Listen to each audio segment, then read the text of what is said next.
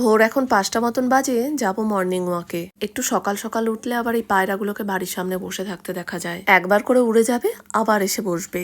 চলো আর দেরি না করে বেরিয়ে পড়ি মর্নিং ওয়াকে। রাস্তাটা দেখো পুরো ফাঁকা।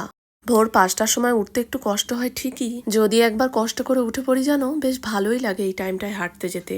বাড়ির কাছাকাছি তো কোনো পার্ক নেই, সেটার বদলে গঙ্গার ধারে বসার একটা সুন্দর ব্যবস্থা আছে জানো। এমনিতে তো নতুন করে এখানে আসার সময় হয় না, মর্নিং ওয়াক করতে বেরোলে যেদিন হাতে সময় থাকে সেই দিন এখানে আসি। আমাদের কালনা শহরে রং খেলার দিনে এত বজরংবলীর পুজো হয় সত্যি জানতাম না। প্রশাসনের কড়া নিষেধের জন্য এখন কোনো প্রতিমাই গঙ্গায় নিরঞ্জন করা হয় না, তাই সব প্রতিমাই গঙ্গার ধারে এইরকম বসিয়ে রাখা হয়। ভাবলাম হাঁটতে হাঁটতে যখন মোসমদিনী মায়ের এত কাছেই এসেছি, মায়ের একটু দর্শন করব না। আজকে আবার রাত্রিবেলায় এইখানে 3000 লোককে বসিয়ে কমিটি থেকে প্রসাদ খাওয়ার ব্যবস্থা করেছে। এই যে মাটির 3টে উনান দেখছো, তারই কারণে তৈরি করা হয়েছে। চলো এখন বাড়ি যাই, আবারও সন্ধ্যাবেলায় আসবো। প্রতি বছরই মোসমদিনী মায়ের অনেক ছোট বড় অনুষ্ঠান হয়ে থাকে। আমাদের শহরের রানীমার এত কাছে থাকা সত্ত্বেও জানতাম না জানো। এবছর হয়তো মাই চায় আজকের এই অনুষ্ঠানের কথাটা যাতে জানতে পারি, তাই বনুকে সন্ধ্যাবেলায় আসতে বলেছি। আজকের দিনে মোসমদিনী মায়ের কি অনুষ্ঠান হয় সেটা দেখার জন্য।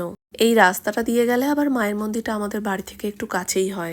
চলে এসেছি, দেখো আসতে না আসতে মায়ের ফল প্রসাদও পেয়ে গেলাম। আসার সাথে সাথেই কিন্তু প্রসাদ পেয়ে গেলি। সবই মায়ের।